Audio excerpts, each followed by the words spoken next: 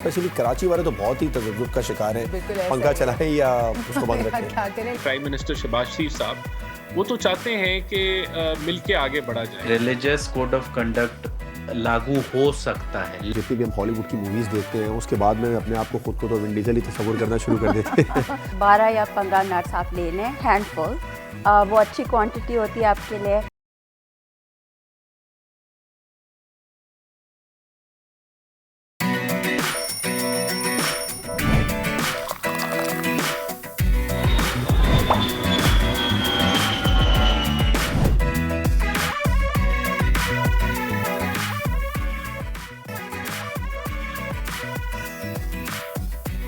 अस्सलाम वालेकुम, खुशामदीद and very good morning. दुनिया बोल है के साथ मैं हूँ सोनिया सुंदस और मैं हूँ जवाद कमाल। आज सोनिया मौसम की अगर हम बात कर लेते हैं, सबसे पहले अपने नाज़रीन को बताएं मौसम कुछ शहरों में बहुत सर्दी है, कुछ शहरों में नॉर्मल चला है। स्पेशली कराची वाले तो बहुत ही तजब्जुब का शिकार हैं।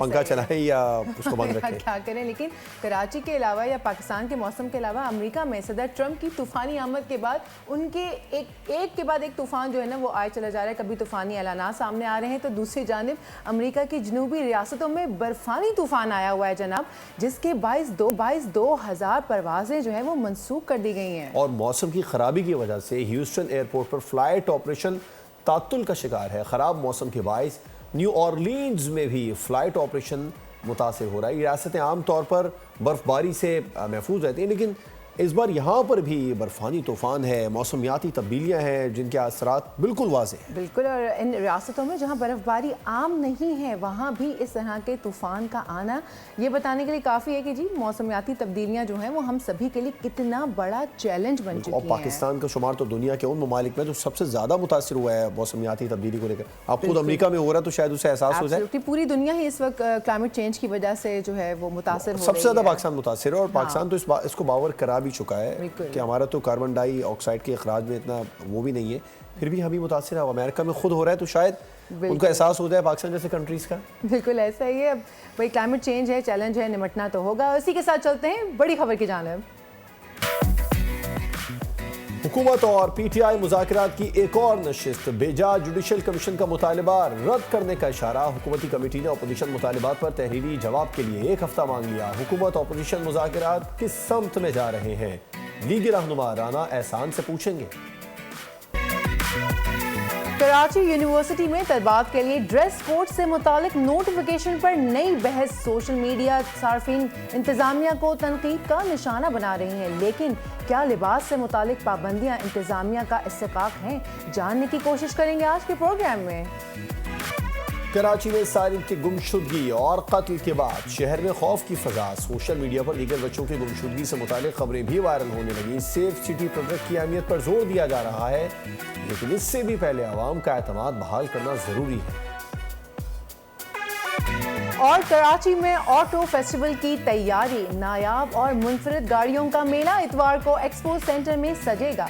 रेसिंग और ड्राफ्टिंग के जौहर भी दिखाए जाएंगे। गाड़ियों के शौकीन नौजवान इवेंट के लिए कितने पुरजोश हैं, जानेंगे आज के प्रोग्राम में।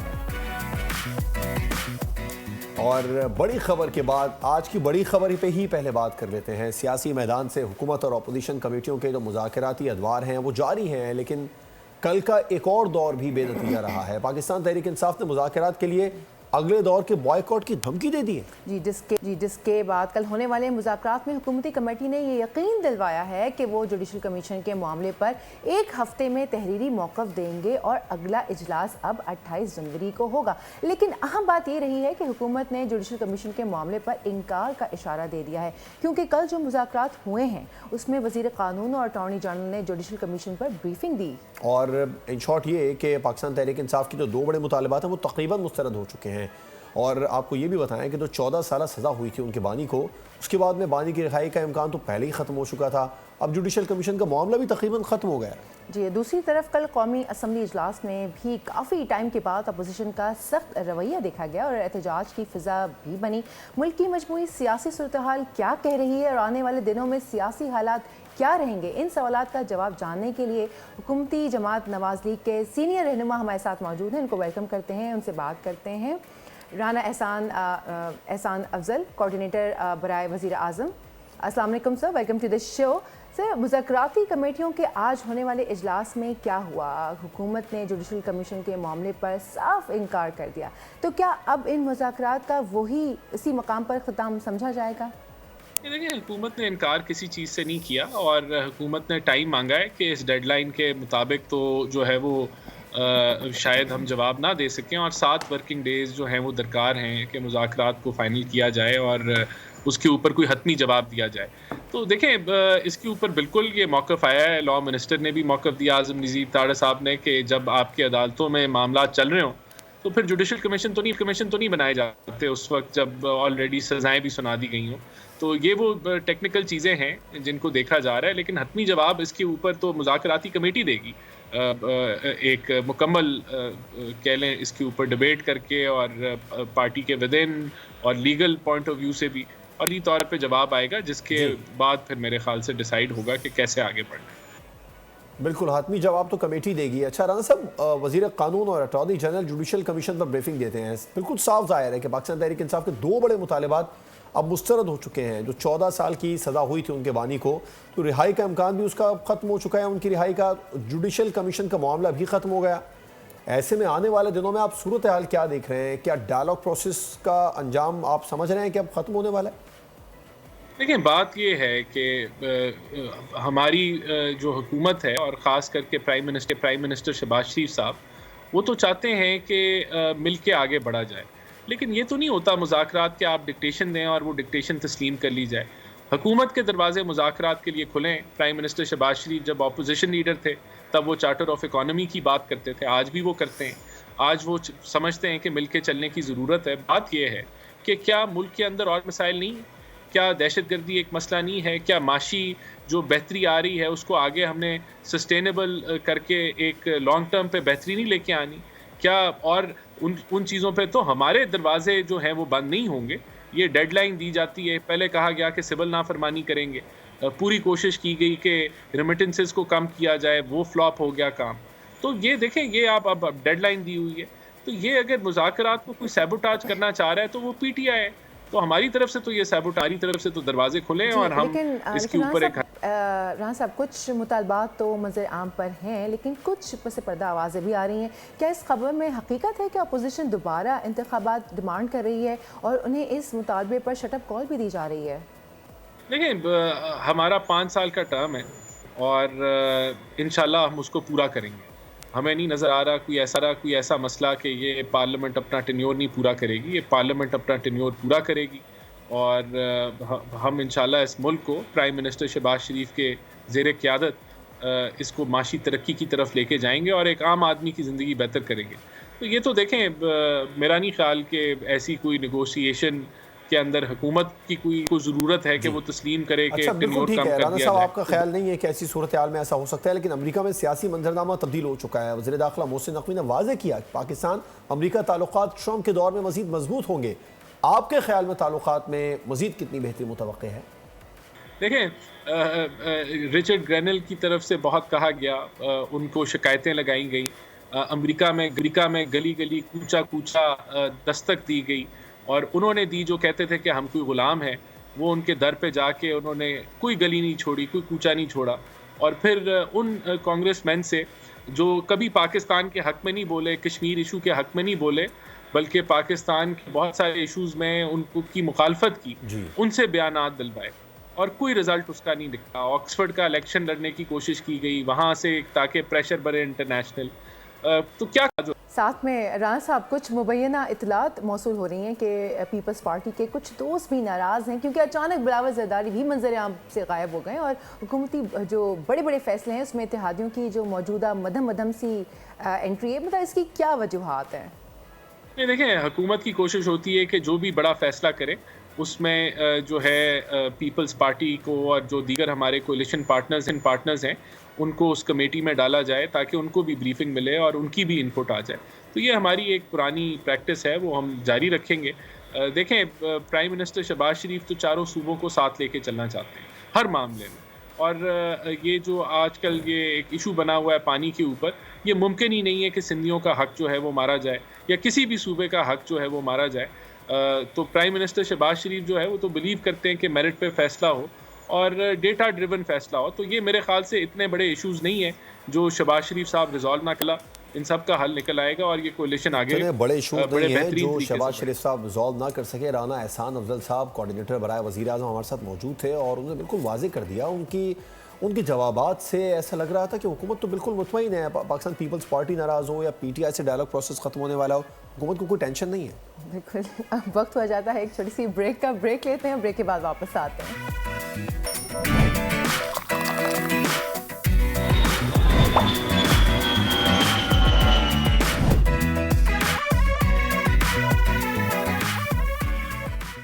ब्रेक के बाद एक बार फिर से खुशामदीद। बात करेंगे जामिया कराची की, जिसकी इंतज़ामिया की जानिब से तलबा के ड्रेस कोड से मुतालिक नोटिफिकेशन सामने आने के बाद में सोशल मीडिया पर एक नई बहस का आगाज़ हो गया है, क्योंकि कुछ लोग इसे मशरिक़ी रिवायत का अकास करार देकर खुशाइन करार दे रहे हैं, लेकिन तनकीद भी बहुत ज़्यादा कर रहे हैं। कुछ के ख्याल में ये नोटिफिकेशन फारिग बैठी इंतज़ामिया की सोच का इख्तरा है, और इस नोटिफिकेशन पर अगर नज़र डालें तो इसमें तलबा के शॉर्ट्स, बगैर आस्तीन या चुस्त लिबास, ग्राफिक्स वाला लिबास पहनने समेत आरामदेह चप्पल पहनने पर भी पाबंदी लगा दी गई। जी, नोटिफिकेशन में तमाम जो तलबा और तलबात हैं उनको पाबंद किया गया है साफ़ सुथरा महज़ब लिबास पहनने के लिए और तालीमी माहौल के एहतराम का मुजाहरा करने के लिए, और ऐसे लिबास से गुरेज करें जो इश्तियाल अंगेज़, जारहाना या तवज्जो हटाने वाला हो। भाई बिल्कुल साफ़ सुथरा लिबास और महज़ब लिबास तक तो बात समझ आ रही है, लेकिन अब आप ये बताएं कि पहनना क्या है, उस पर तो तलबा एतराज़ करेंगे। आप उनको साफ़ सुथरा और महज़ब लिबास का नोटिफिकेशन आना चाहिए था। पाबंदी किस पे लगी है? जब आप साफ़ सुथरा महज़ब लिबास हो गया तो उसमें ज़ाहिर है ऑफ कोर्स ओवरऑल चीज़ों के ऊपर उन्होंने कहा जो भी स्टूडेंट हैं वो लेकिन इसके बारे में सोशल मीडिया पर बड़ी बहस जारी है और हर इंसान जो है वो अपनी राय का इजहार कर रहा है, लेकिन हम जानना चाहेंगे कि इसकी कानूनी राय क्या है, कानूनी हैसियत क्या है। सो हमने इन्वाइट किया है बैरिस्टर अख्तर हुसैन साहब को, जो कि माहिर कानून है, और उनसे जानते हैं कि इस जो सिचुएशन चल रही है इसकी कोई एक्चुअली कानूनी राय है। अस्सलाम वालेकुम बैरिस्टर साहब। वालेकुम सलाम, कैसी हैं मैडम आप? बिल्कुल ठीक ठाक। तो बैरिस्टर साहब, सबसे पहले तो ये बताइए कि ये जो एक नोटिफिकेशन इंतज़ामिया की तरफ से जारी हुआ है, लोगों के मिक्स्ड रिएक्शंस आ रहे हैं, लेकिन हम ये जानना चाहते हैं कि इस नोटिफिकेशन की आया कोई कानूनी हैसियत है या नहीं?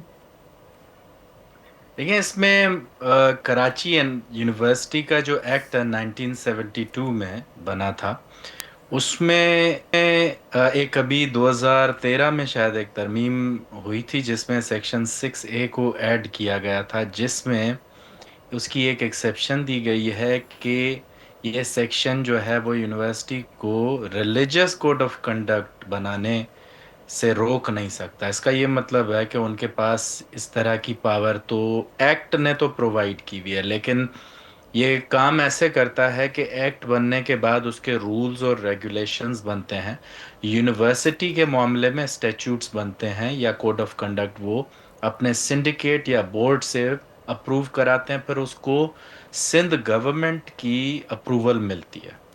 अच्छा, ये अब मैंने जितना भी रिसर्च इस पे किया तो इनका कोई जो सिंडिकेट है या कोड ऑफ कंडक्ट वो इस तरह ऑथराइज्ड बना हुआ नहीं है। जो इनकी वेबसाइट पे मौजूद है वो कोड ऑफ कंडक्ट स्टूडेंट्स के लिए, उसमें कोई भी कपड़ों की कोई इन्होंने बात नहीं की हुई। देखें, जब आप लॉ की बात करते हैं तो जो पावर आप डिराइव करते हैं, पहले तो आप करते हैं एक्ट से। एक्ट में तो ये पावर दी गई है कि रिलीजियस कोड ऑफ कंडक्ट लागू हो सकता है, लेकिन उसमें इंटरेस्टिंग एक चीज़ ये है कि हर रिलीजियस के फॉलोअर के उसके रिलीजन के मुताबिक। अब ये जो ड्रेस कोड है, पहले तो ये इनको बताना चाहिए कि क्या ये उस ज़िमरे में, रिलीजियस ज़िमरे में दिया है। अगर दिया है तो ये हम अस्यूम कर रहे हैं कि इस्लामिक कोड ऑफ कंडक्ट के तहत दिया है या नहीं। तो फिर अगर इस्लामिक कोड ऑफ कंडक्ट के तहत दिया है तो जो हिंदू, ईसाई, सिख या बकाया मजहब के लोग हैं उनके लिए फिर क्या कानून होगा? तो ये क्लैरिटी जो है वहां पे नहीं है। दूसरा, इनके पावर जो क्लैरिटी होना बहुत जरूरी है, आपने फरमाया। अच्छा, सोशल मीडिया पर जब से ये ड्रेस कोड जारी हुआ है, नोटिफिकेशन पर एक बहस छिड़ गई है, कुछ लोग इसके हक में बात कर रहे हैं, कुछ के खिलाफ जा रहे हैं। नोटिफिकेशन पर एक तो आपकी राय क्या है, जो बाकायदा नोटिफिकेशन जारी हो गया? दूसरा ये कि महज़िब लिबास तक तो बात ठीक थी कि साफ़ सुथरा और महज़िब लिबास पहने, लेकिन आप ड्रेस कोड बिल्कुल वज़ा कर देंगे, इस पर क्या कानून कहता है? देखिए, जैसे मैंने अर्ज किया कि इनके पास सिर्फ और सिर्फ रिलीजियस कैपेसिटी में कोड ऑफ कंडक्ट बनाने का हक तो ज़रूर है। अब क्योंकि रिलीजन जो है वो ड्रेस कोड को भी कवर करता है, तो वो उसमें कर सकते हैं। लेकिन प्रॉब्लम ये है, इसमें दो प्रॉब्लम्स है। एक तो इनको वाजे करना चाहिए कि ये हम रिलीजियस कोड ऑफ कंडक्ट के दायरे में ये कह रहे हैं। दूसरा, इनको हर रिलीजन के लिए अलग अलग फिर करना पड़ेगा। दूसरा प्रॉब्लम ये है इसके साथ कि जो नोटिफिकेशन निकाला स्टूडेंट्स एडवाइजर ने, स्टूडेंट्स एडवाइजर के पास क्या ये पावर है? मेरा नहीं ख्याल है। तो एक्ट किसको पावर दे रहा है वो देखना होगा, फिर रूल्स रेगुलेशंस में किसके पास ये पावर्स हैं वो देखना होगा। जो इनके अभी जो मवाद इनके वेबसाइट पे रखा हुआ है या जो लॉ मैंने रिसर्च किया हुआ है, उसमें कहीं पे भी मुझे इस तरह के कोई रूल्स रेगुलेशंस बने हुए मिलते नहीं हैं। तो पावर एक्ट में मौजूद है। एक्ट के बाद ये पावर कौन एक्सरसाइज करेगा, इसके ऊपर रूल्स बनने चाहिए यूनिवर्सिटी की तरफ लेकिन से। बहरहाल भाई साहब, अगर वो स्टूडेंट रूल्स ऑर्गेनाइजर ने हैं भी तो ये इंतजामिया हो सकता है। को एतमाद में लेकर ये नोटिफिकेशन जारी किया होगा ना। देखिए, एतमाद अलग चीज है और लीगल प्रोसीजर को अडॉप्ट करना अलग चीज है। तो लीगल प्रोसीजर कभी ये नहीं कहता कि आप एतमाद में लें। तो क्या वो आप मजाज अप्रूव नहीं है कर लें। नोटिफिकेशन जारी करने के? स्टूडेंट्स एडवाइजर नहीं हो सकता अनलेस उनको एक्सप्लिसिट पावर दी गई हो बाय रूल्स एंड रेगुलेशंस। अच्छा, अगर वो मजाज नहीं तो फिर तो नोटिफिकेशन ही गैर कानूनी हुआ ना। देखिए, गैर कानूनी तो पाकिस्तान में तकरीबन बहुत सारी चीजें रोजाना चलती रहती हैं। अब पॉइंट ये है यहाँ पे तो भाई कानून साहब, का मैं चाहूंगा इस पर थोड़ी सी स्टूडेंट्स के लिए भी क्लैरिटी हो जाए। अगर वो नोटिफिकेशन जारी करने के मजाज ही नहीं है स्टूडेंट ऑर्गेनाइजर, और नोटिफिकेशन जारी हो गया और तलबा फिर अमल दरामद नहीं करते, तो क्या कानून उन पर लागू होगा? उसके बाद में क्या फिर उनके खिलाफ एक्शन हो सकता है? स्टूडेंट्स के खिलाफ एक्शन? फिलहाल तो ये है कि वो यूनिवर्सिटी, इस कराची यूनिवर्सिटी में मैं भी पढ़ा हूँ, तो मुझे पता है कि इंतज़ामिया क्या करती है। कानून जो है उसके हिसाब से पहले तो इनको अपनी पावर इस्टेब्लिश करनी पड़ेगी स्टूडेंट एडवाइज़र को कि ये मेरे पास डेलीगेटेड पावर मौजूद है कि मैं ये काम कर सकती हूँ, ये नोटिफिकेशन जारी कर सकती हूँ। अगर तो वो नहीं कर सकते तो ये नोटिफिकेशन की लीगल हैसियत कोई नहीं है। और जब ये, अब इसकी प्रैक्टिकलिटी देखनी होगी। अब लीगल हैसियत तो नहीं है, लेकिन क्या यूनिवर्सिटी के स्टूडेंट्स जो है वो इसको जाकर कोर्ट में चैलेंज करेंगे? वो अगर करते हैं तो कोर्ट बोलेगी हाँ जी यहाँ पे अपना पावर दिखाएं। पावर नहीं दिखा पाए तो ये नोटिफिकेशन जो है वो सेट असाइड हो जाएगा। और उसका जो है यूनिवर्सिटी के स्टूडेंट्स पे फिर वो उसकी नफाजत नहीं होगी। अच्छा, लेकिन वैसे इसको चैलेंज कौन जी करेगा? बेस्ट साहब, वैसे एक चीज़ मैं भी सोच रही थी आपकी बात करने के दौरान कि इतना सब कुछ है और लाइक इंतज़ामिया की तरफ से प्रेशर दिया जा रहा है अब स्टूडेंट्स के ऊपर, तो क्या स्टूडेंट्स मेंटली अपसेट नहीं होंगे अगर आप वार्डरोब को लेकर इतना ज़्यादा उनके ऊपर कर देंगे कि जी ये पहनना है, ये नहीं पहनना है, ये करना है, ये नहीं करना है? तो कितना प्रेशर आ जाएगा स्टूडेंट्स के ऊपर, तो पढ़ाई से भी मुतासर होंगे। जाहिर सी बात है, जब उनका दिमाग डिप्रेशन में चला जाए या वो स्ट्रेस्ड आउट हैं तो ऑब्वियसली पढ़ाई से तो फिर वो इतना ज़्यादा रग़बत नहीं रख पाएंगे या परफॉर्मेंस भी उनकी मुतासर होगी। देखें, ये बात तो ज़रूर है कि जब आप पढ़ाई के अलावा बाकी चीज़ों पर कानून साजी करना शुरू कर देंगे, वो भी एक ऐसे कंट्री में जिस कंट्री की पॉपुलेशन कंफ्यूज्ड है कि हम इस्लामिक हैं या नहीं हैं। एक पूरा का पूरा जनरेशन का हिस्सा जो है वो हमारा वेस्ट को अंधों की तरह फॉलो कर रहा है, और दूसरा जो है वो कहता है कि नहीं जी हम इस्लाम के ऊपर बने थे तो इस्लाम की नज़रिए पर हमने चलना है। लेकिन आज तक क्लियर नहीं हो पाया कि ये क्या हमें इस्लामी तरीक़े पर चलना है या वेस्ट के तरीक़े पर चलना है। तो उस सिनारियो में जब आप स्टूडेंट्स को इस तरह के जो है कोड ऑफ कंडक्ट इशू करेंगे तो वो जाहिर सी बात है टेंशन में आएंगे। वो सारा दिन इंस्टाग्राम देखते रहते हैं और फेसबुक और सोशल मीडिया से यहाँ पे आरियाना ग्रांडे और रियाना को देखकर वो सोच रहे होते हैं कि हमारी यूनिवर्सिटी में भी कुछ इस तरह के एक्सपीरियंसेस होंगे। लेकिन जब कराची यूनिवर्सिटी जाते हैं तो फिर उनको पता चलता है कि यहाँ पे जो है ड्रेस कोड को जो है फॉलो करना पड़ेगा। कराची यूनिवर्सिटी तो दूर की बात है, मैं आपको सिविल सर्विसेज एकेडमी की मिसाल देता हूँ। अभी 2024 में जो ट्रेनिंग शुरू हुई है, बल्कि 2023 के आखिर में, वहाँ पे सीएसपीज को, सिविल सर्वेंट्स ऑफ पाकिस्तान को एक नोटिफिकेशन इसी तरह का जारी हुआ कि लड़कियों को किस तरह का कोड ऑफ कंडक्ट और लड़कों को किस तरह ड्रेस कोड करना चाहिए। यहाँ पे ये भी वाज़ेह करना चाहूँगा कि इस जो भी नोटिफिकेशन ये जारी हुआ है, सिर्फ एक शिक को छोड़कर जिसमें जो है वो जूतों के हवाले से बोला बिल्कुल गया ऐसी है, बिल्कुल ये ऐसी है। सारे वैसे लड़कियों के तो ऊपर ड्रेस लागू कोड अगर हम यूनिवर्सिटी की बात करें तो इसमें तो किसी एक खास जेंडर को मेंशन नहीं किया गया, ओवरऑल बताया गया कि भाई साफ सुथरा लिबास पहने जी, और दोनों को, मेल और मुहज़्ज़ब लिबास फीमेल पहने। दोनों के लिए ही ये तो सब कहा गया। इस पर भी मैं आपकी राय जानना चाहूँगा कि इसमें अगर कहीं रिलीजियस पहलू ना निकला यूनिवर्सिटी का की जो नीयत हो या जिसका जो वो चाह रहे हो कि भाई साफ़ सुथरा लिबास हो और इसके अलावा मुहज़्ज़ब लिबास हो, तो फिर बात दुरुस्त कही जा सकती है आई कानूनी गेस तौर देयर पर। Is no harm in it. यार देखें, अब असल में बात यह है कि अगर रिलीजियस कैटेगरी में इनको लाना भी है तो हर रिलीजन के लिए अलग इनको बताना पड़ेगा सोर्स के, ये आपके रिलीजन की किताब की कौन से शिक से हम ये लिया है। अब ये जो पॉइंट है इनका, रिवीलिंग और सी थ्रू क्लोथिंग नहीं होनी चाहिए। ये चलें इस्लाम की हद तक तो ठीक है, लेकिन आप ईसाइयों को और हिंदुओं को क्या बोलेंगे कि आपके कौन सी किताब ये कहती है कि ये नहीं हो? शॉर्ट्स या स्लीवलेस और टाइट फिटिंग क्लोथिंग ये कौन सी हिंदुओं और ईसाइयों की किताब से आप उठा के उनको समझाएंगे? तो ये जो है, और ये क्लोथिंग विद ऑब्जेक्शनेबल लैंग्वेज और ग्राफिक्स, ये कौन डिसाइड करेगा कि ऑब्जेक्शनेबल क्या है क्या नहीं है? जबकि हमने देखा था कि लफ्ज एक हलवा लिखा हुआ था तो वो किसी लाहौर की एक सेक्शन ने उसको ऑब्जेक्शनेबल समझा था, लेकिन जब वो वाजे हो गई, सामने बात आ गई, तो पूरे पाकिस्तान ने फिर कहा कि ये क्या है, ये तो ऑब्जेक्शनेबल था नहीं। तो ये डिसाइड कौन करेगा? ये इस तरह के वेग जो है वो ड्रेस कोड देना कि ये नहीं होना चाहिए, वो नहीं। पहले तो ये समझाएं कि इसके पीछे आपका मकसद क्या है। आप या तो एक तरफ हो जाए ना, या तो आप अपने आप को डिक्लेयर कर दें कि भाई हम जामिया है इस्लामी कराची हैं, बेहतरीन, फिर आप उसके हिसाब से कोड ऑफ कंडक्ट बनाएं, फिर आप अपने स्टाफ को पहले ठीक उस है, पर अमल बिल्कुल ठीक कराएं, है। बड़ी फिर सैर स्टूडेंट्स हासिल और को लें। कानूनी गुफ्तगू बैरिस्टर अख्तर हुसैन साहब ने की, और जैसे सोनिया वो बता रहे थे कि करना पड़ेगा ना कि आपकी नीयत क्या है, या आप क्लियर करें आप चाह क्या रहे हैं। इसके अलावा अब देखिए ना, हम इंटरनेशनल कंट्रीज़ में भी हमने देखा है कि अक्सर खबरें आती हैं कि ख़वातीन पर, मुस्लिम ममालिक की ख़वातीन पर, मुस्लिम जो वहाँ पर स्टूडेंट्स हैं उनके लिए बहुत ज़्यादा जी पाबंदियाँ आई absolutely, हैं। लेकिन अगर देखा बेसिकली जाए तो तो ड्रेस देखिए, कोड ही है ना उनके ड्रेस हिसाब कोड है से। देखें, और अगर ओवरऑल देखें तो वो सिर्फ ये समझा रहे हैं कि भाई आपने 2 पट्टी चप्पल पहन के बाटा वाली नहीं जानी है वहाँ पर, प्रॉपरली ड्रेसअप होके जाना है, जिस कपड़े ना पहने, ऐसे कोई कपड़े ना पहने कि जो अप्रोप्रिएट ना लगे। लेकिन तो जो वो एतराज़ चीज़ वाली है। बात है, इस पर बैरिस्टर साहब ने कहा कि आप मेंशन भी तो कर रहे हैं ना कि चुस्त कपड़े नहीं पहनने हैं, फिटिंग वाले स्लीवलेस नहीं पहनने, ये तो फिर आप दीगर कम्युनिटीज़ की हद तक भी इसमें आ जाती है। ये बैरिस्टर साहब का मौक़िफ़ है इसमें लीगल। बिल्कुल, लेकिन मेरा मौक़िफ़ ये है कि तालीम पे ज़्यादा तवज्जो होनी चाहिए बजाय वार्डरोब के, और मेरे ख्याल से इस वक्त जो हमारी तवज्जो है ना वो एक ही जगह है, वो है ब्रेक पे, पर। क्योंकि ब्रेक का टाइम हो गया। ब्रेक लेते हैं, ब्रेक के बाद वापस आते हैं। Stay with us.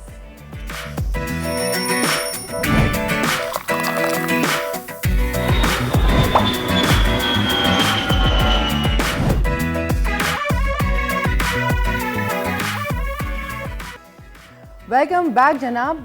ब्रेक में ना मैं सोच रही थी कि मैं जवाब से पूछूंगी कि उन्हें स्पोर्ट्स कार्स का शौक है कि नहीं। आप बताएं जवाब, स्पोर्ट्स कार्स का है शौक आपको? बिल्कुल, अगर एज ए बॉय हम बात करें तो उसमें तो जितनी भी हम हॉलीवुड की मूवीज़ देखते हैं उसके बाद में अपने आप को खुद को तो विन डीजल ही तस्वुर करना शुरू कर देते हैं। जब बचपन से ही हम ऐसी और फिर बड़ा मुश्किल हो जाता है कहीं पे जाना। फिल्म देखने के फ़ौरन बाद या इस तरह की बहुत सारी मूवीज़ हैं वो देखने के बाद तो फिर ड्राइव करना प्रॉब्लम हो जाता है। आपको लगता है आप वही हैं ना, वही है, उसी के ड्राइवर। कितनी बार एक्सीडेंट होते होते बच जाता है। एग्जैक्टली। और अगर आप कराची में रहते हैं और गाड़ियों के जो स्टंट्स हैं, रेसिंग और ड्रिफ्टिंग के शिदाई हैं, तो हम आपके लिए खुशखबरी लेकर आए हैं, क्योंकि टीम ड्राइवर्स क्लब की जानिब से शहर कायद में इस संडे को ऑटो फेस्टिवल का इनेकाद किया जा रहा है, जिसमें पाकिस्तान के चोटी के ड्राइवर्स जो है ना, ज़बरदस्त तरीन मुनफरिद गाड़ियों के साथ, तेज़ रफ्तार गाड़ियों के साथ शिरकत करने वाले हैं। और इस फेस्टिवल में तेज़ गाड़ियाँ जो हैं वो जो क्या कहना चाहिए, स्पोर्ट्स कार्स जो हैं वो नुमाइश की ज़ीनत नहीं बनेंगी, बल्कि ड्रिफ्टिंग और रेसिंग के जो है भी दिखाए जाएंगे जनाब। बिल्कुल। और क्या कुछ इस इवेंट में होने जा रहा है, इस पर बात करने के लिए हमने स्टूडियो में बुलाया है कार ड्रिफ्टर हैं उसामा सिद्दीक साहब। बहुत शुक्रिया उसामा, आप ज्वाइन करने के लिए, अपना वक्त निकालने के लिए। अरे तो ये बताएं, ये कार ड्रिफ्टिंग हर किसी को नहीं पता कि ड्रिफ्टिंग होती क्या है। लोग तो सिर्फ समझते हैं कार ड्राइव करना है। ड्रिफ्टिंग क्या चीज़ है पहले बात? बेसिकली ड्रिफ्टिंग एक ऐसा स्पोर्ट्स है जिसके अंदर हम गाड़ी को ओवर पावर करके स्लाइड करते हैं और फिर उसको टेम करते हैं, और उसके बाद हम काउंटर करते हैं ताकि आप गाड़ी को समझ सकें कि गाड़ी किधर जा रही है और उसको हमने वहाँ स्पीड को रोकना होता है। तो बेसिकली एक बड़ा एडवेंचरस स्पोर्ट है। जब आप गाड़ी में बैठेंगे और कोई ड्रिफ्ट कर रहा होगा तो आपको बड़ा अमेजिंग फील होगा, बहुत मज़ा आएगा। तो ये बड़ा आजकल जो बॉयज़ हैं उनको बड़ा शौक है ये सब चीज़ें, और ये फास्टेस्ट ग्रोइंग स्पोर्ट्स है इस वक्त पाकिस्तान में नहीं, पूरी दुनिया में।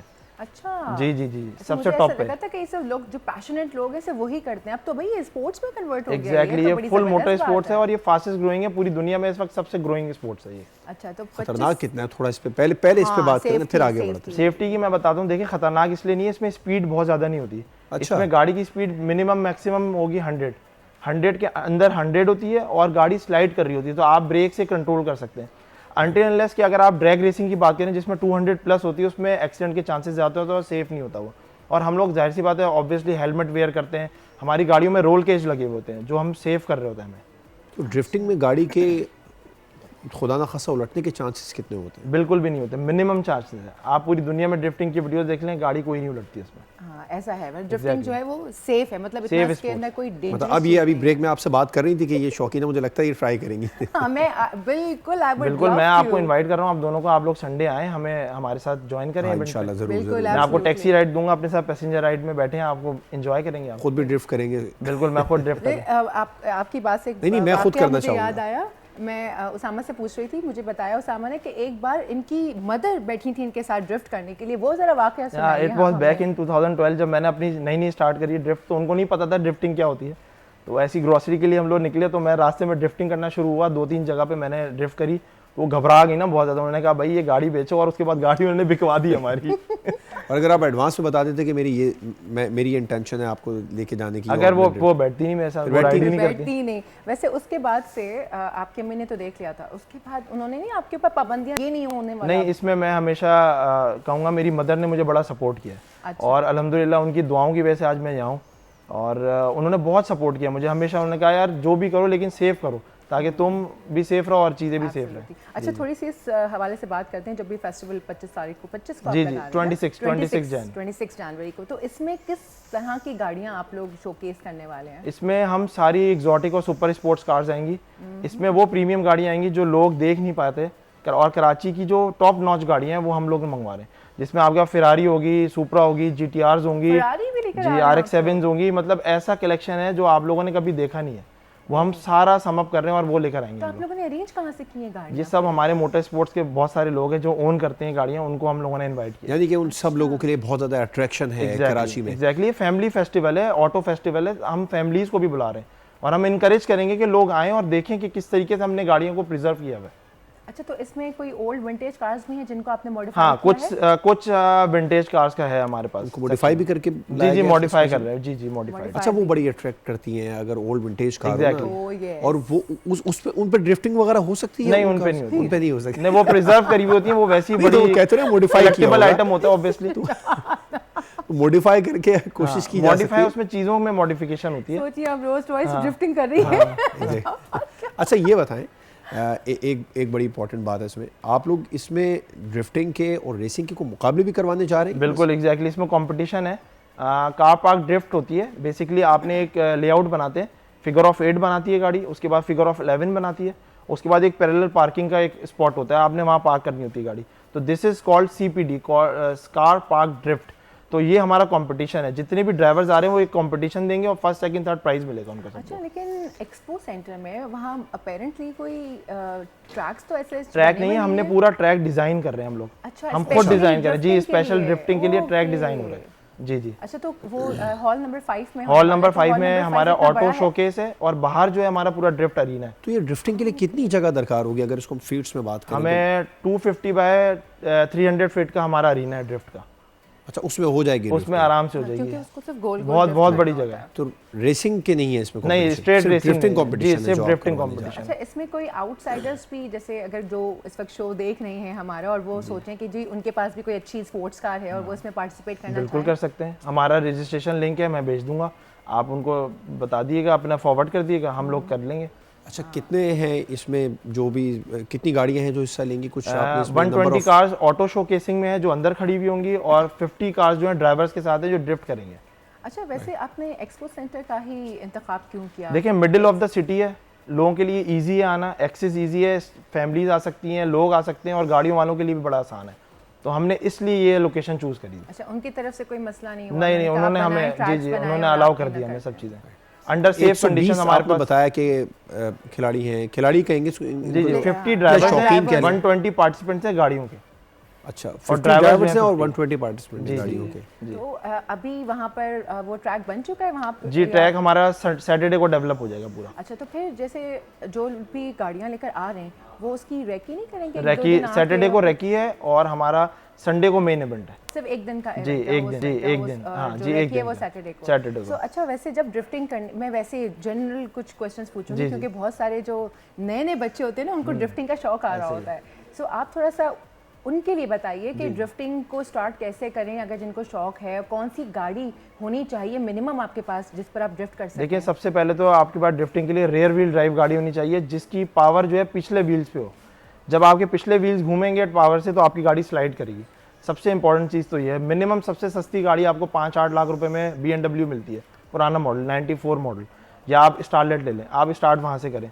या अगर आपके पास थोड़ा सा बजट अच्छा है तो आप RX-8 पे आ जाएं, जैसे कि आपने बताया आपके पास थी। तो रेयर व्हील गाड़ियों में ये सबसे 3 गाड़ियाँ हैं जिस पे आप स्टार्ट ले सकते हैं। फिर तो वो वाली बात है कि जितना पैसे डालें उतना आपका प्रोजेक्ट बड़ा हो सकता है। अच्छा, ये सोनिया की बात को आगे बढ़ा लेता हूँ। इन्होंने आपसे पूछा कि उनको कोई टिप्स दें जो भी नए लोग शौकीन हैं, कौन सी गाड़ी होनी चाहिए। आप इस हवाले से कुछ ट्रेनिंग देने का इरादा भी रखते हैं कि जो शौकीन है ड्रिफ्टिंग के, पहले बिल्कुल, उनकी ये हमारा ट्रेनिंग पाइपलाइन में है। इससे पहले कि एक्सीडेंट करें, गाड़ियाँ उलट दें, क्योंकि जो नए नए लोग हैं ना वो ड्रिफ्टिंग के चक्कर में गाड़ी एग्जैक्टली ये देखें, ये इवेंट करवाने का मकसद भी ये है कि एक तो सेफ इन्वायरमेंट में हो, सेकेंडली हम लोग अब एक ओमनी कार्टिंग सर्किट एक जगह है यहीं पे, ये साथ में ही है, वहाँ पे हम लोग एक प्लान बना रहे हैं और हम वहाँ पे ट्रेन करेंगे अब लोगों को ताकि वो अच्छा, ट्रेन हो जाए और रोड पे ना करें। ये एक अच्छी बात है, अच्छा एक काम होगा। मेरा भी आप रजिस्ट्रेशन ले लीजिए। जरूर। अच्छा, ये ड्रिफ्टिंग की कोई टिप्स अगर आप हमारे व्यूअर्स को देना चाहें उन्हें, क्योंकि देखें एक नॉर्मल अगर सर्कल, वैसे अब तो सर्कल्स कराची में ख़त्म हो गए हैं, पहले राउंड अबाउट सर्कल बहुत ज़्यादा थे, सर्कल के पास से अगर आप गाड़ी थोड़ी सी भी स्पीड में लेके जाएंगे तो ऐसा लगता है कि उलट जाएगी। तो ड्रिफ्ट कैसे कर लेते हैं? ड्रिफ्ट के लिए आप लोगों ने सबसे पहले ये देखना होता है कि आपकी गाड़ी के जो पीछे टायर्स हैं उसमें एयर कितनी है, मतलब हवा कितनी है, हवा थोड़ी ज़्यादा कर लें ताकि गाड़ी स्लाइड कर सके। साथ ही साथ आपको अपने ब्रेक जरूर चेक करना है कि आपकी ब्रेकिंग कैसी अच्छी है। ये 2 चीज़ें बहुत ज़रूरी हैं, और गाड़ी की पावर आउटपुट कितना है, ये 2 चीज़ें। अच्छा, हमारे पास टाइम की कमी है लेकिन एक सवाल मैं आपसे करना चाहूँगी कि हम जिस तरह से बॉलीवुड, हॉलीवुड स्पेशली मूवीज़ में देखते हैं वो फास्ट एंड फ्यूरियस और इस तरह की कार्स और वो जो कल्चर दिखाया जा रहा होता है, क्या आप समझते हैं कि उस तरह का कल्चर अब पाकिस्तान में इंट्रोड्यूस हो चुका है? हमारे जो नौजवान हैं वो भी ड्रिफ्टिंग की तरफ आ रहे हैं, एज अ स्पोर्ट्स को अडाप्ट कर रहे हैं। क्या इसका है यहाँ पर कोई? बहुत स्कोप है, और आप यकीन करें डेली बेसिस पे मुझे 100-200 कॉल्स आती हैं, लोग ये चीज़ सीखना चाह रहे हैं। अब ये फुल एक्सप्लोर कर चुके हैं लोग और आगे बढ़ रहा है अब ये शौक। तो हम इसको लेके चलेंगे तो अच्छे तरीके से और बेहतर हो सकता है। अच्छा, मतलब हम इन फ्यूचर देख सकते हैं कि कार ड्रिफ्टिंग के लिए कोई बिल्कुल। स्पोर्ट्स ट्रैक यहाँ पर बिल्कुल, बनाए एक जा ट्रैक रहे तो बन चुका है और भी ट्रैक्स बन रहे हैं। बिल्कुल ठीक। अच्छा, सेफ्टी के हवाले से थोड़ा सा, जो नए बच्चे हैं ना वो बहुत ज़्यादा इस पर आपको सुन भी रहे होंगे क्योंकि आप एक्सपर्ट हैं इसके अंदर, तो उन्हें थोड़ा टिप्स दे दें कि भाई क्या चीज़ें जिन्हें मलहूज़ खातिर रखना बहुत ज़रूरी है। देखिए सेफ्टी के हवाले से आपकी सीट बेल्ट वर्किंग होनी चाहिए, ब्रेक्स आपके परफेक्ट होने चाहिए, और गाड़ी के अंदर आप जब भी ड्रिफ्ट करें कि कहीं पे भी तो हेलमेट ज़रूर वेयर करें। मैं तो ये कहूँगा। और मेंटली आप एक्टिव होने मेंटली एक्टिव होने, इधर उधर आपका आप हाँ, फोकस्ड हो तो सही है। focused अगर आपका ध्यान इधर उधर हट गया कि और भाई स्ट्रीट ड्रिफ्टिंग ना करें, बिल्कुल बिल्कुल नहीं करें। बिल्कुल हेलमेट बहुत इंपॉर्टेंट है ना, हेलमेट बहुत हेलमेट बहुत इंपॉर्टेंट है। और मोबाइल से ग्रेस करें, ये नहीं कि रुकैया की कॉल आ गई है तो उसको दिखाना है मोबाइल पे कि देखो मैं क्या कर रहा हूँ, ऐसा हरगिज नहीं करना है। बिल्कुल। और वीडियोस वगैरह भी लोग बना रहे होते हैं आजकल, चले वो तो कैमरे को फिट कर लिया और बना ली, लेकिन उस चक्कर में एक्सीडेंट भी होते हैं। बिल्कुल। चलें, thank you so very much उसामा में ज्वाइन करने के लिए और इतनी डिटेल में बताने के लिए। तो भाई आप सब जो हैं तैयार हो जाएं, संडे को जो है वो ऑटो शो है ये, और एक्सपो सेंटर कराची में अपनी फैमिलीज़ को लेके जाएं, एक्सप्लोर करें, गाड़ियाँ देखें। और वैसे भी अब कराची है माशाल्लाह रौनकें बहाल हो गई हैं, एक्सपो सेंटर में तो आए दिन कोई ना कोई इस तरह के फेस्टिवल या कुछ ना कुछ लगता रहता है। और ऐसे इवेंट जो इंटरनेशनली होते हैं ना वो तो बड़ी खुशकुन और खुशाइन बात है कराची जैसे शहर में। ऐसा ही है। और अब मेरा तो दिल चाह रहा है कि गाड़ी और हम ऐसे खुद जा रहे हों, कहीं वक्त हो जाता है एक ब्रेक का। तो वक्त हो जाता है एक ब्रेक का, ब्रेक के बाद हाजिर होते हैं।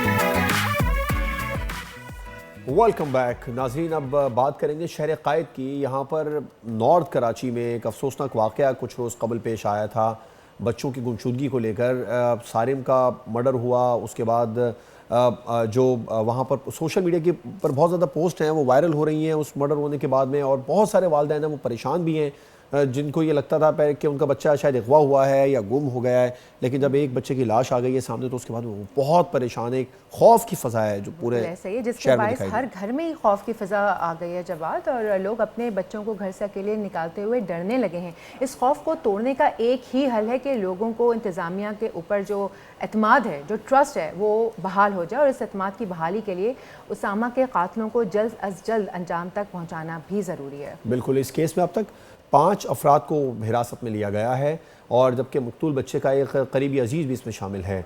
और जी गिरफ्तारियाँ फ़िलवक्त शक की बुनियाद पर की गई हैं। DNA के सैंपल मैच किए जा रहे हैं। इन गिरफ्तार अफराद में जो बिल्डिंग के 2 चौकीदार हैं, एक वॉलमैन है, इसके अलावा एक मौल्लिम और कारी भी शामिल है। इन सबको गिरफ्तार किया गया है। कोशिश की जा रही है कि सारिम से न सिर्फ ज़्यादती का इंकशाफ होता बल्कि मज़ीद भी कुछ दिल दहला देने वाली चीज़ें सामने आई। देखिए, इस बच्चे की गर्दन की हड्डी भी टूटी हुई मिली थी। मामला कुछ सीधा नहीं लग रहा। पुलिस का दावा ये है कि बच्चे के अगवा के बाद तावान के लिए जो कॉल्स आई थी वो कॉल्स भी जाली थी, यानी अगवाकार वो था ही नहीं।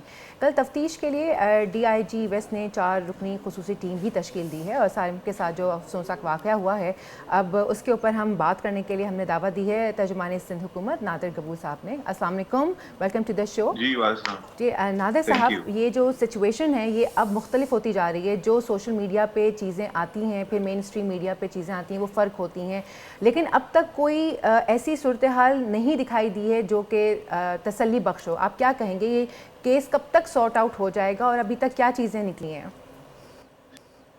देखिए, बहुत शुक्रिया, आपने बहुत अच्छा सवाल किया। और सोशल मीडिया में वाक़ई में जो चीज़ें होती हैं वो ज़रूरी नहीं है कि हर दफ़ा सही हो, कभी-कभी सही भी होती हैं। पर मेरी जो बात हुई है पुलिस हुकाम से, police rest assured they are actively pursuing this investigation, और वो पूरी तरह से कोशिश कर रहे हैं कि इसके एक कंक्लूजन पे जल्द आए। जल्द तो खैर मैं नहीं बोलूँगा, बट एक तसल्ली बख्श इन्वेस्टिगेशन वो ज़रूर कर रहे हैं। और जिस तरह से सोशल मीडिया पे बातें चल रही थी कि शायद इसमें कोई सेक्सुअल हरासमेंट की भी शवाहिद मिल रहे हैं, फ़िलहाल ऐसा कुछ कंफर्म नहीं हुआ है मेडिकल रिपोर्ट से। उस पे फर्दर इन्वेस्टिगेशन की जा रही है। जो SSP इन्वेस्टिगेशन मेरी उनसे बात हुई है, वो हर नहीं, किस्म लेकिन के एंगल्स देख रहे हैं। नादिर साहब, कतई कलामी की माज़रत चाहूँगा, जो पोस्टमार्टम रिपोर्ट आई है उसमें तो ज़्यादा की तस्दीक हो गई। नहीं, वो कल रात तक तो मेरी बात हुई थी। उसमें 100% अभी छोटी के साथ अच्छा। कंक्लूजन नहीं आया उसमें। गर्दन टूटने की जो हड्डी की टूटने की बात है, वहाँ तक सही है। पर वो हो सकता है कि टंकी में गिरने से भी हो सकता है कि अगर बच्चा उल्टा गिरा है, ज़ाहिर-सी बात है, एक छोटा-सा बच्चा है। तो अगर आप सर के बल खुदा न खास्ता कोई बच्चा लेकिन गिरे तो उसकी नादिर साहब, वो जो बच्चा जिस टंकी से बरामद हुआ है, जिस टैंक से, वो टैंक ऑलरेडी 3 से 4 बार चेक आउट किया जा चुका था। वो उसके बाद उससे बरामद हुआ है। In the starting days. देखिए, अगेन Exactly. अगेन और मेरी दूसरी मेरी चीज़, मेरी सर रिक्वेस्ट सर अगेन मेरी थोड़ी सी बात सुन लीजिए। और दूसरी चीज़ ये कि जहाँ पोस्टमार्टम की बात करें कि ये अभी तक उसका जो ज़्यादती का है वो अभी तक नहीं प्रूफ हुआ है, तो फिर वो जो गिरफ्तार हुए लोग हैं 4-5, उनका DNA टेस्ट पे क्यों किया जा रहा है, किस हवाले से?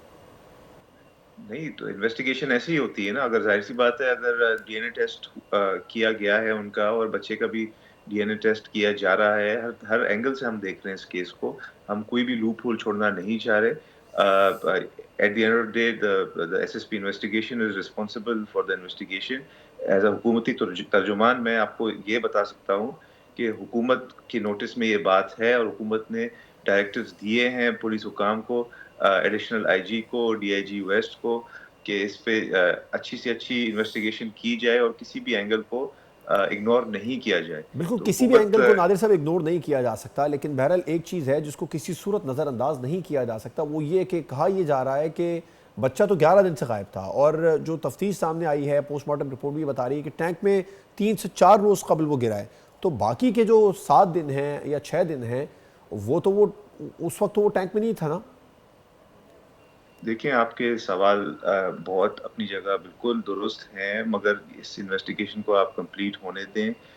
इन्वेस्टिगेशन जब कंप्लीट हो जाएगी तो तमाम चीज़ें देखी जाएंगी। मैं आपको ये ज़रूर बता सकता हूँ कि लॉ एंड ऑर्डर के ऊपर सिंध हुकूमत कोई भी कॉम्प्रोमाइज़ नहीं कर रही है। सिंध हुकूमत इज़ वेरी वेल अवेयर कि इसमें इंक्रीज़ आया है केसेस के अंदर ऑफ चाइल्ड डिसअपीयरेंसेस। मैं किडनैपिंग इसलिए नहीं बोलूँगा बिकॉज़ अभी तक कोई ऐसे शवाहिद सामने नहीं आए कि कोई एक एक्टिव ग्रुप इन्वॉल्व है शहर कायद के अंदर बच्चों को किडनैप नहीं, लेकिन करने नादिर साहब करने जो के लिए जो या गार्डन कोई में दो बच्चे वहां पर गए हैं, उनकी जो फुटेज आ रही है उसमें तो बिल्कुल वो वाज़ेह है कि मोटरसाइकिल पे बिठा के लेके जा। और नादिर साहब एक चीज़ और बताना चाहूँगी, जब से ये चीज़ सोशल मीडिया पे वायरल हुई है उसके बाद आए दिन एक खबर और आती है कि एक बच्चा जो ऑलरेडी उस खबर से 10 दिन पहले लापता था तो वो उसकी न्यूज़ आ जाती है कि जी हमारा बच्चा भी पिछले इतने दिनों से लापता है। मतलब कि बहुत सारे केसेस तो रिपोर्ट भी नहीं हुए थे, लेकिन क्योंकि सोशल मीडिया से इन केसेस को हाइप मिली तो जो बाकी खामोश बैठे पेरेंट्स थे वो भी अब आके निकल आए हैं। मतलब अब मुझे ये बताइए कि आप जितने भी लोग हैं इस वक्त, खुसूसन पेरेंट्स, सब जो हैं वो खौफज़दा हैं। हुकूमत की तरफ से क्या ऐसा एक्शन होगा कि पेरेंट्स का एतमाद जो है वो बहाल हो सकेगा, क्योंकि अभी हर कोई फियर में बैठा हुआ है। देखिए, मैं वही आपसे अर्ज़ कर रहा था कि अगर तो पब्लिक के अंदर ये इम्प्रेशन जा रहा है कि कोई एक्टिव मास लेवल का माफिया या कोई गैंग इन्वॉल्व्ड है पूरे शहर में इस तरह के वाक़यात में, ऐसा नहीं है। ये अलग-अलग वाक़यात हो रहे हैं, बट इनका फ़िलहाल कुछ ऐसी कोई शवाहिद नहीं आई है कि कोई आपस में इन डिसअपीयरेंसेस का कनेक्शन है। जैसे गार्डन का आप ज़िक्र कर रही हैं, बिल्कुल वहाँ पे फुटेज आई आई होगी जहाँ पे देखा गया होगा कि बच्चे को मोटरसाइकिल पे बिठा के जा रहे हैं, और उससे फॉर एग्ज़ाम्पल सारेम का कोई कनेक्शन नहीं है या कोई दीगर जो वाक़यात हो रहे हैं, आपस में उनका कनेक्शन नहीं है। हुकूमती लेवल पे आपने देखा होगा कि बहुत इम्प्रूवमेंट आई है लॉ एंड ऑर्डर सिचुएशन में शहर कायद के अंदर। जगह-जगह नाके पुलिस के लगाए गए हैं, और जो पहले एक इम्प्रेशन था कि पुलिस जो है वो नाकों पे एक्टिवली इन्वेस्टिगेट या चीज़ें देख नहीं रही होती, अब ऐसा नहीं है, बड़ी-बड़ी गाड़ियों को भी रोकती है। मैं भी एक हुकूमत का तर्जुमान हूँ, पर मुझे भी पुलिस रोकती है, मेरे से पूछती है कि आप कौन हैं, कहाँ आ रहे हैं, कहाँ जा रहे हैं, और मैं ताउन करता हूँ पुलिस के साथ। इसी के साथ-साथ मैं रिक्वेस्ट करूँगा तमाम पेरेंट्स से कि फॉर एग्ज़ाम्पल जो सारिम वाला जो केस है उसमें यही सुनने में आ रहा है कि वो बच्चा अकेले जाता था मदरसे और अकेले वापस आता था। अब 7 साल का बच्चा एटलीस्ट अगर मेरा होगा, मैं तो उसको अकेले मदरसे या कहीं भी घर से बाहर आने-जाने तो नहीं दूँगा। पेरेंट्स भी बिल्कुल पुलिस ठीक है, की पेरेंट्स की और जिम्मेदारी है लेकिन हुकूमत की जिम्मेदारी ज़्यादा है। नादिर गबुल साहब, आप बिल्कुल तर्जुमान से हुकूमत हुकूमत की भी हैं, आप ज़िम्मेदारी कह है। रहे हैं पुलिस मैं आपको मैं रोकती है और आप उसके बाद में उनसे ताउन करते हैं। अगर इतनी ज़्यादा यहाँ पर पुलिस एक्टिव है तो फिर इस तरह के केसेस और वाक़यात ही क्यों हो रहे हैं? देखिए, ज़ाहिर-सी बात है ना, आप बिल्कुल, मैं एक जगह मान रहा हूँ कि हुकूमत की ज़िम्मेदारी है, मगर हुकूमत की ज़िम्मेदारी आती तब है जब अगर पुलिस फॉर एग्ज़ाम्पल रोडों पे आपको नज़र नहीं आती, मगर इस वक़्त मैं आपको गारंटी से कह सकता हूँ कि पूरे शहर में पुलिस के नाके लगे हुए हैं, तलाशियाँ मशकूक लोगों की लेती भी है, गाड़ियों की भी लेती है। हुकूमत घर पे नहीं बैठी हुई है, हुकूमत अपना रोल अदा कर रही है, मगर साथ-साथ हम रिक्वेस्ट कर रहे हैं कि पेरेंट्स भी अपना रोल अदा जी करें, पेरेंट्स अपने रोल से जी अपने ना हाथ जी ना ठीक हो उठाएँ गया। पेरेंट्स जो और हैं अपनी वो अपना ज़िम्मेदारी रोल अदा करें, तो उसके हवाले से कोई करंटली कोई आप कैंपेन्स बना रहे हैं कि पेरेंट्स को थोड़ी सी अवेयरनेस दें कि वो बच्चों को इस तरह से ना भेजें, या इन फ्यूचर कोई हुकूमत की तरफ से कैंपेन्स लाने का कुछ है, अवेयरनेस कैंपेन। अवेयरनेस कैंपेन और समथिंग लाइक दैट? नहीं, बिल्कुल ये बातें डिस्कस हो रही है हुकूमती सतह पे कि एक मास अवेयरनेस कैंपेन लॉन्च किया जाए, और पेरेंट्स को देखिए, अब आप अपने बच्चे से ज़्यादा, आपसे ज़्यादा कोई प्यार नहीं कर सकता ना, मगर हुकूमत भी एक तरह से पूरे अपने राया का से प्यार करती है, अपने सिटीज़न से प्यार करती है। तो उसी वजह से हुकूमत रिक्वेस्ट कर रही है पेरेंट्स को, क्योंकि जो फर्स्ट पॉइंट ऑफ कांटेक्ट होता है तो वो तो घर बच्चों के अपने पेरेंट्स ही होते हैं। हमारे जो सीसीसीटी जो सेफ सिटी प्रोजेक्ट है उसके तहत जो सीसीटीवी कैमरास लगाए जा रहे हैं उसमें भी बड़ी तेजी आई है, उसकी वजह से भी बहुत सारे तो आप नहीं समझते केसेस अब क्राइम हंगामी के बुनियादों सॉल्व पर होते सेफ हैं। सिटी प्रोजेक्ट पर काम करने की ज़रूरत है, क्योंकि बहुत स्लो हो रहा है। कराची जैसे बड़े शहर के अंदर सेफ सिटी प्रोजेक्ट तो अब तक इसको हो जाना चाहिए था, लेकिन अभी पहला फेज़ ही मुकम्मल नहीं हुआ सेफ सिटी प्रोजेक्ट का, तो आगे चलकर इसमें तो काफ़ी टाइम लगेगा मुकम्मल तौर पर शहर को सेफ सिटी बनाने में। नहीं, बिल्कुल टाइम तो लग रहा है, मगर इस पे काम हो रहा है। मैं आपको इस चीज़ की बिल्कुल गारंटी दे रहा हूँ कि जो होम मिनिस्टर साहब है उसने उन्होंने डायरेक्टिव्स दिए हैं पुलिस हुकाम को कि जल्द से जल्द ये कैमरास इंस्टॉल किए जाएँ, और इसमें जो सिटी इंतज़ामिया है उनके साथ भी ताउन किया जा रहा है। इसको ये बहुत जल्दी कंप्लीट हो जाएगा, और अभी आपको पता है एआई का दौर है, तो ये जो सेफ सिटी प्रोजेक्ट है इसके अंदर एआई की भी मदद ली जाएगी ताकि लॉ एंड ऑर्डर के सिचुएशन को मजीद इम्प्रूव जी। किया जाए। और एब्सोल्युटली नाज़िर जहाँ साहब, पे मैं भी भी यही बड़ा कहना चाह शहर रही थी होगा, कि मैं पूरी आपको दुनिया मैं जो है वो एआई को इस्तेमाल करते हुए कहाँ से कहाँ पहुँच रही है, और हम अभी तक अपना सेफ सिटी प्रोजेक्ट जो है वो भी नहीं लगा सके। और कराची इतना बड़ा शहर है कि आप कितनी पुलिस फोर्स या कितने लोगों को आप इसमें इंगेज करेंगे, एक अच्छा टूल है तो आप उसको इस्तेमाल करें। और मेरी हुकूमत से इस लेवल पे भी दरख्वास्त है आप लोगों से सभी से कि प्लीज़ सेफ सिटी एटलीस्ट एक ऐसी प्रोजेक्ट है जिसके तहत इनको बड़ी हद तक कंट्रोल किया जा सकता है। बिल्कुल ठीक है। नादिर गबूल साहब, तर्जुमान सिंध हुकूमत, हमारे साथ मौजूद। तमाम तर सूरत हाल पर उन्होंने गुफ्तगू की, हमें बताया कि सिंध हुकूमत किस तरीके से अपनी कारकर्दगी दिखा रही है, कोशिश कर रही है मुलजमान तक पहुँचने की। बहुत बहुत शुक्रिया नादिर गबूल साहब आपको। जी, अब वक्त हो जाता है एक ब्रेक का, और ब्रेक लेते हैं, ब्रेक के बाद हाजिर होते हैं। Let's take a break.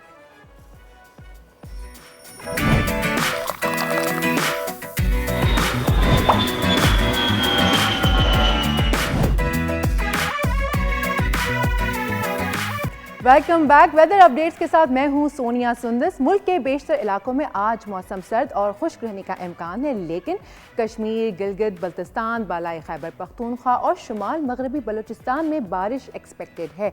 अहम शहरों की दर्जे हरारत की बात करें तो आज हमारे शहर कराची में जो मिनिमम टेम्परेचर एक्सपेक्टेड है वो है 13 और मैक्सिमम जाएगा 25 डिग्रीज तक, और स्काई जो है वो क्लियर रहेगा।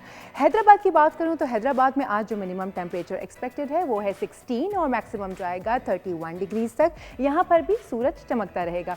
मीरपुर खास लेकर चलते हैं आपको। मीरपुर खास में आज जो मिनिमम टेम्परेचर एक्सपेक्टेड है वो है 11 और मैक्सिमम जाएगा 25 डिग्रीज तक, और यहाँ पर भी सूरज चमकता रहेगा। जबकि नवाबशाह में आज जो मिनिमम टेम्परेचर एक्सपेक्टेड है वो है 9 और मैक्सिमम जाएगा 24 डिग्रीज तक, और यहाँ पर भी सूरज चमकता रहेगा, लेकिन सर्दी बरकरार रहेगी। जबकि लाड़काना में जो आज मिनिमम टेम्परेचर एक्सपेक्टेड है वो है 10 और मैक्सिमम जाएगा 24 डिग्रीज तक। सूरज चमकता रहेगा लेकिन सर्द हवाएं चलती रहेंगी। जबकि गवादर में मिनिमम टेम्परेचर होगा 15 और मैक्सिमम जाएगा 24 डिग्रीज तक। स्काई क्लियर होगा लेकिन सर्दी बरकरार रहेगी। जबकि क्वेटा में मिनिमम टेम्परेचर आज जो एक्सपेक्टेड है वो है -3 और मैक्सिमम जाएगा 7, और आप देख सकते हैं कि पार्टली क्लाउडी है, यानी कि सर्द हवाओं का राज रहेगा। जबकि मुल्तान में आज जो मिनिमम दर्जे हरारत है वो होगा 8 और मैक्सिमम जाएगा 20 डिग्रीज तक, और स्काई जो है वो क्लियर रहेगा। लाहौर में जबकि जो टेम्परेचर है मिनिमम वो 9 होने का इम्कान है और ज़्यादा से ज़्यादा जाएगा 19 डिग्रीज तक, और यहाँ पर भी पार्टली क्लाउडी रहने का इम्कान और सर्द हवाओं का राज यहाँ पर भी बरकरार। जबकि फैसलाबाद में मिनिमम टेम्परेचर जो आज एक्सपेक्टेड है वो है 8 और मैक्सिमम जाएगा 19 डिग्रीज तक, और यहाँ पर भी पार्टली क्लाउडी रहने का इम्कान। शहरी इक़्तिदार की बात करूँ यानी कि इस्लामाबाद की, तो इस्लामाबाद में आज जो मिनिमम टेम्परेचर रहेगा वो है 6 और मैक्सिमम जाएगा 17 डिग्रीज तक। स्काई जो है वो क्लियर रहेगा लेकिन सर्दी बरकरार रहेगी। जबकि वहीं पड़ोस में मरी की बात करें तो मरी में आज जो मिनिमम टेम्परेचर एक्सपेक्टेड है वो है -2 और मैक्सिमम जाएगा 8 डिग्रीज तक, और यहाँ पर बारिश एक्सपेक्टेड है और साथ में स्नोफॉल भी हो सकती है। और पेशावर में जो आज मिनिमम टेम्परेचर होगा वो होगा 7 और ज़्यादा से ज़्यादा जाएगा 21 डिग्रीज तक। स्काई जो है वो क्लियर रहेगा। जबकि मुजफ्फराबाद में आज जो दर्जे हरारत है एक्सपेक्टेड मिनिमम वो है -4 और मैक्सिमम जाएगा 8 डिग्रीज तक, और यहाँ पर बारिश के फुल इम्कानात मौजूद हैं। और आखिर में स्कर्दू की बात करूँ तो स्कर्दू में जो मिनिमम टेम्परेचर आज एक्सपेक्टेड है वो है -17 और ज़्यादा से ज़्यादा जाएगा -4 तक, और बहुत ज़बरदस्त स्नोफॉल जो है वो एक्सपेक्टेड है। सो ये थी आज की ओवरऑल मौसम की सूरत हाल। अब बात करते हैं थोड़ी सी सेहत के हवाले से प्रोग्राम में, तो फिर चलते हैं प्रोग्राम के बकाया हिस्से की जानिब। Jawad over to you. और मौसम का हाल तो आपने जान लिया है, कुछ शोबे तिब की बात कर सकते हैं। हर शोबे की तरह मेडिकल साइंसेज में भी पाकिस्तान तेज़ी से तरक्की कर रहा है। इस्लामाबाद में Pakistan institute of medical sciences ने एक जदीद तरीन मॉड्यूलर ऑपरेशन थिएटर बना दिया है, जिसके साथ साथ ये इस्लामाबाद का पहला सरकारी अस्पताल बन गया जहाँ ऐसी सहूलियात मौजूद हैं। और आला मयार की देखभाल को यकीनी बनाते हुए जदीद तिब्बी टेक्नोलॉजीज़ के साथ साथ जदीद थिएटर भी कायम किए जा रहे हैं। 1.4 बिलियन रुपए के इस मंसूबे में जर्मनी से दरामद करदा पोर्टेबल मॉड्यूलर थिएटर शामिल है। ये थिएटर जदीद जरासीम कुश यूनिट्स, सर्जरी की निगरानी के लिए ऑडियो वीडियो सिस्टम, बेहतर दुरुस्तगी के लिए वायरलेस कैमरे और बिजली की नाकामी के दौरान ऑपरेशन को बरकरार रखने के लिए बैकअप बैटरियों से भी लेस है। इस पर बात करेंगे। हमें ज्वाइन किया है तर्जुमान पेम्स अनीज़ा जलील साहबा ने। अनीज़ा साहबा, बहुत शुक्रिया अपना कीमती वक्त हमें देने के लिए। सबसे पहले तो हमारे देखने वालों को समझा दें कि ये मॉड्यूल ऑपरेशन थिएटर है क्या और किस तरह ये काम करता है। जी, बहुत शुक्रिया आपका, आपने मुझे इस काम के लिए मौका दिया। मॉड्यूलर ऑपरेशन थिएटर जो है वो जदीद टेक्नोलॉजी के ऑपरेशन थिएटर हैं। इसमें होता यह है कि प्री फैब्रिकेटेड जो शीट्स होती हैं उससे इसकी कंस्ट्रक्शन की जाती है और तमाम स्ट्रक्चर जो है वो बना बनाया ला के एक जो है उसको वहाँ पे इंस्टॉल किया जाता है। इसके बहुत सारे फ़ायदे हैं। इनमें से सबसे ज़्यादा बेहतर जो चीज़ है, अगर आपको मैं आलमी इदारा सेहत के डाटा बताऊं तो तकरीबन 15% जो है यहाँ पे इन्फेक्शन रेट चलता है ऑपरेशन थिएटर की वजह से, यानी कि वो इन्फेक्शन जो ख़राब एनवायरनमेंट की वजह से मरीज़ ड्यूरिंग सर्जरी जो है वो अक्वायर कर लेते हैं। तो इस रेट की वजह से ना सिर्फ ये कि उससे पैसों का नुकसान ज़्यादा होता है, एंटीबायोटिक पे ख़र्चा ज़्यादा होता है, मरीज़ों का हॉस्पिटल स्टे प्रोलॉन्ग हो जाता है, उसका ख़र्चा ज़्यादा हो जाता है। इसके अलावा ये कि मरीज़ ख़ुद बीमार होता है, जो बजाते ख़ुद एक बहुत बड़ा नुकसान है। समटाइम्स ऐसी इन्फेक्शन इतनी ख़राब हो जाती हैं कि उसकी वजह से डेथ होने का भी इम्कान होता है। और सबसे बड़ी बात यह है कि इदारों से, हस्पतालों से लोगों का एतमाद कम हो जाता है। तो मॉड्यूलर ऑपरेशन थिएटर, जिस तरह मैंने आपको बताया कि प्री फैब्रिकेटेड शीट के साथ बनाया जाता है, इसकी जो 2-3 इम्पॉर्टेंट अहम बातें हैं वो ये है कि एक तो ये कि फ़िज़िकल एनवायरनमेंट को कंट्रोल करता है, उसमें मौजूद प्रेशर को भी कंट्रोल किया जाता है, उसमें मौजूद आवाज़ को भी कंट्रोल किया जाता है, हवा के प्रेशर को भी कंट्रोल किया जाता है, जो एयर की डायरेक्शन होती है उससे भी कंट्रोल किया जाता है। लेमिनार एयर फ्लो की वजह से इधर सिर्फ एक तरह की एनवायरनमेंट और sustained through out the operation theatre एक तरह की एनवायरनमेंट रहती है। और फिर ये कि जो हेपा फिल्टर्स यहाँ पे H14 लगाए गए हैं उसकी वजह से ये कि इन्फेक्शन या कंटामिनेंट्स जो होते हैं, जो जरासीम होते हैं, वो ऑपरेशन थिएटर की फ़ज़ा में बिल्कुल 99.9% तक उसको जो है वो बिल्कुल क्लीन कर देते हैं। तो जो नुकसान हवा की या एनवायरनमेंट की वजह से होता है वो ख़त्म हो जाता है। जब हम सर्जरी करते हैं तो पेशेंट को जो है इंसिजन दे के उसकी जो इंटरनल बॉडी पार्ट्स होते हैं ओपन करते हैं और हमने उसकी जो नेचुरल प्रोटेक्शन होती है, जो अल्लाह ताला ने स्किन और बाकी स्ट्रक्चर की फॉर्म में दी होती है, वो ख़त्म की होती है। इस वजह से उस टाइम के ऊपर इन्फेक्शन एक्वायर करने के चांसेस भी बढ़ जाते हैं।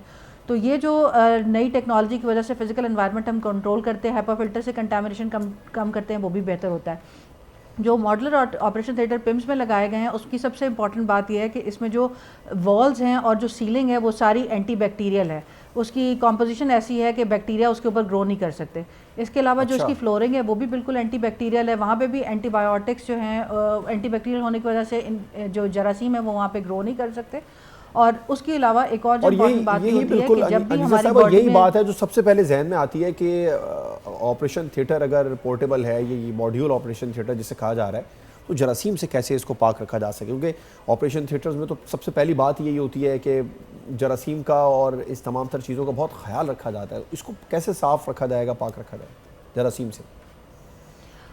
एक तो ये कि जरासीम, इसकी वॉल ऑलरेडी ऐसी है कि इसके ऊपर ग्रो नहीं कर सकते। ना सिर्फ वॉल ऐसी है, सीलिंग भी ऐसी है, फ्लोर भी ऐसा है।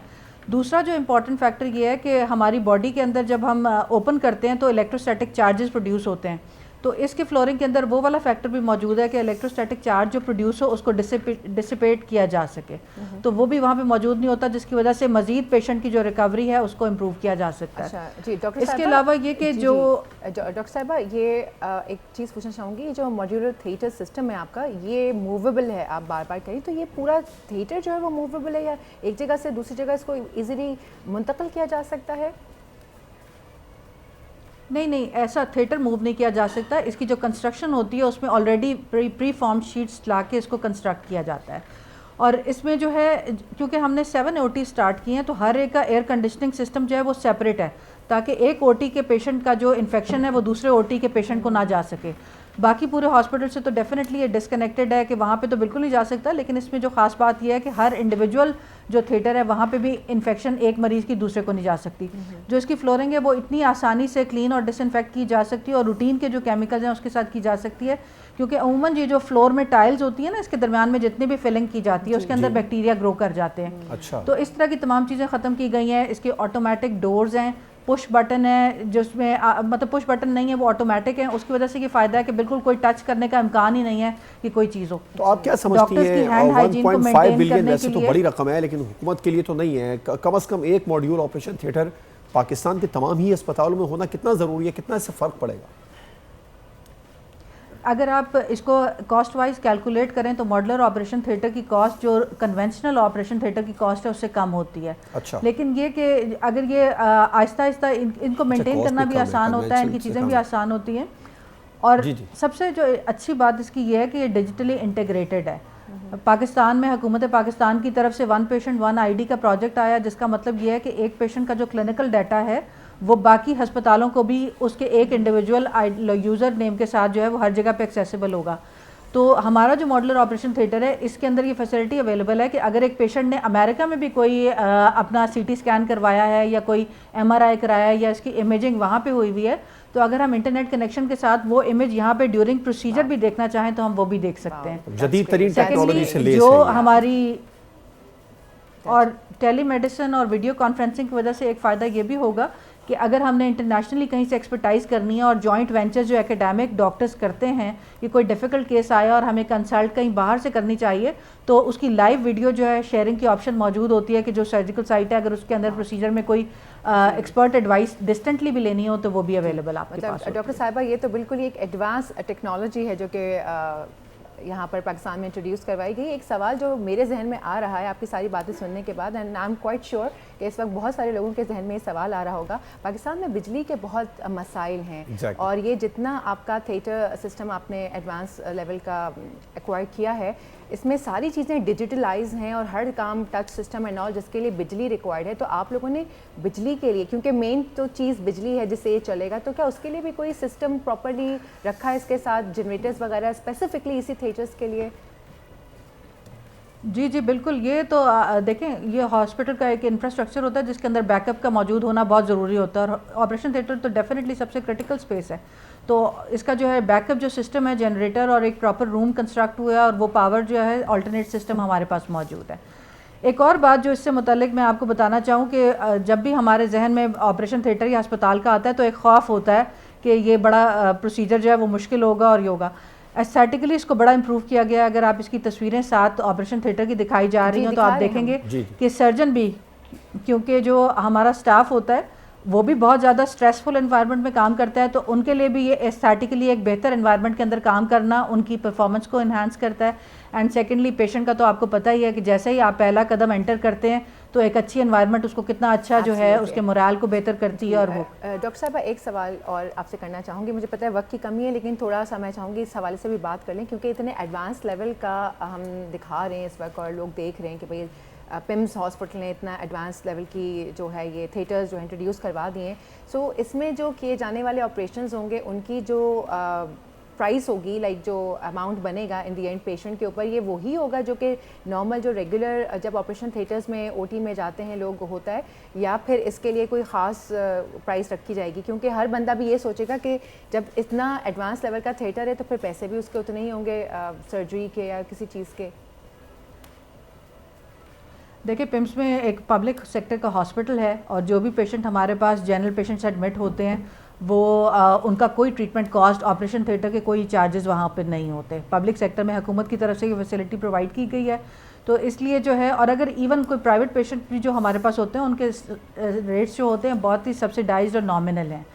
तो हुकूमत तो तमाम सहूलतें मुहैया कर रही है कि उसके अंदर वो हों। ऑपरेशन थिएटर जो हैं वही ऑपरेशन थिएटर जो हमारे न्यूरो सर्जरी के, ईएनटी के, यूरोलॉजी के पहले नीचे हुआ करते थे और कन्वेंशनल थिएटर्स होते थे, उनको हमने अपग्रेड करके बेहतर फैसिलिटी प्रोवाइड किया ताकि वही रूटीन के प्रोसीजर जो हम करते थे उसमें पेशेंट की आउटकम्स जो है वो इम्प्रूव की जाए।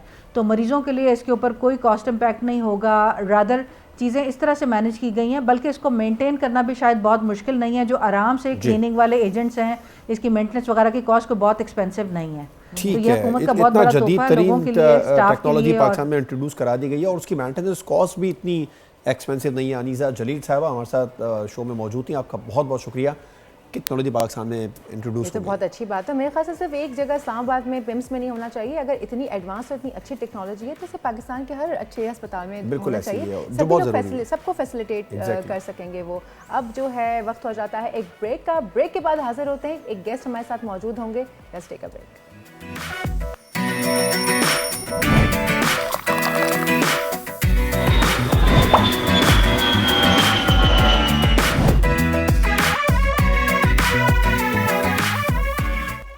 Welcome back. आप देख रहे होंगे हमारी टेबल पर ना इस वक्त ढेर सारी चीज़ें हैं और ये चीज़ें क्या हैं, अगर जब करीब आएगा, आ जाए कैमरा करीब आए और देखें ड्राई फ्रूट्स। हमने ड्राई फ्रूट्स की दुकान नहीं लगाई हुई यहाँ पर, हम बताना चाह रहे हैं जवाद कि ड्राई फ्रूट्स जो है वो इंसानी सेहत के लिए कितने मुफीद हैं। बिल्कुल ऐसे ही है, लेकिन इसके साथ साथ बहुत सारे लोग हैं जो हमें देख भी रहे हैं, सुनने वाले हैं। बहुत सारे ड्राई फ्रूट ऐसे हैं जो आम लोगों की दस्तरस से बाहर होते चले जा रहे हैं। सबसे बड़ी बात इस वक्त ये है, और हम अगर डॉक्टर्स या सोशल मीडिया पर आजकल बहुत ज़्यादा आप देखते हैं ना, इस तरह की ट्रोलिंग आती है, ट्रोलिंग कर रहे हो तो सामने वीडियो आ जाती है कि भाई ये फलाना ड्राई फ्रूट लें, आपके लिए बहुत मुफीद है, आपसे इसकी सेहत अच्छी होगी, स्किन अच्छी होगी, आइज़ अच्छी होती हैं। और वो ट्रोल इस लिहाज से करते हैं कि उनके प्राइस तो भाई बहुत हाई हैं, और हम लेकिन भाई जो भी कुछ है इनकी अफादियत से कोई इनकार नहीं कर सकता। आम तासुर वैसे ये है कि ड्राई फ्रूट सिर्फ सर्दियों में इस्तेमाल होते हैं, लेकिन न्यूट्रिशनिस्ट यानी कि जो माहिर ग़िज़ाइयत होते हैं वो इसको मुनासिब मकदार में खाने को कहते हैं, और हर मौसम में ही कहते हैं कि आप उसको एक अच्छी सी क्वांटिटी में खाएं, ना वो कम हो ना ज़्यादा, मतलब एतदाल पसंदी के साथ खाएं, पेट भर के ना खाएं। इसी पर बात करने के लिए हमारे पास मौजूद हैं ज़ोहा मतीन, जो कि माहिर ग़िज़ाइयात हैं, न्यूट्रिशनिस्ट हैं, और साथ में हमने हैं हमारे पास ड्राई फ्रूट ब्रोकर हैं अब्दुल रज़ाक आगा साहब, और जो इतनी सारी जो दुकान सजाई है वो अब्दुल रज़ाक आगा साहब ने सजाई है, और सब कुछ लेकर आगा साहब के ये सारे ड्राई फ्रूट्स हैं। हम बात करना शुरू करते हैं ज़ोहा से। डॉक्टर साहिबा, यूजुअली ये होता है कि जब लोगों के सामने ड्राई फ्रूट्स आते हैं ना तो फिर हाथ नहीं रुकता है, स्पेशली जब वो रोस्टेड हों। मेरा भी नहीं रुकता था, लेकिन मुझे पता चल गया कि भाई कितना खाना है। मैं जानना चाहूँगी, और मैं चाहूँगी आप हमारे व्यूअर्स को भी बताएं कि जो ड्राई फ्रूट्स हैं वो कितने इंपॉर्टेंट हैं इंसान के लिए, हर इंसान की बॉडी के लिए, इसमें कितनी ग़िज़ाइयत होती है और इसको कितनी मकदार में खाना चाहिए। अबाउट 12 to 15 नट्स, 12 या 15 नट्स आप ले लें, हैंडफुल। वो अच्छी क्वांटिटी होती है आपके लिए और सेहत के लिए बहुत अच्छे होते हैं, स्पेशली दिमाग की हेल्थ के लिए, दिल की हेल्थ के लिए, हार्ट हेल्थ के लिए। अच्छा, इंडिविजुअली बात करें ना, अगर हम जैसे अब बहुत सारा हमें तो बताया गया है कि बादाम खाएंगे तो आई साइड तेज़ होती है इससे, अखरोट खाएंगे तो दिमाग इससे होगा, तो कोई एक ड्राई फ्रूट उस मतलब सब काम करता है, या वाकई ये बात फैक्ट है कि बादाम खाने से नज़र तेज़ होती है और अखरोट खाने से दिमाग? ओवरऑल सारे नट्स में हेल्थी फैट्स होते हैं, ओमेगा 3 फैटी एसिड्स बहुत स्ट्रॉन्ग और बहुत अच्छे होते हैं हमारी हेल्थ के लिए, जो सारे नट्स में मौजूद होते हैं। But some of them they have specific properties जो ज़्यादा स्ट्रॉन्ग होती हैं सर्टन थिंग्स के लिए।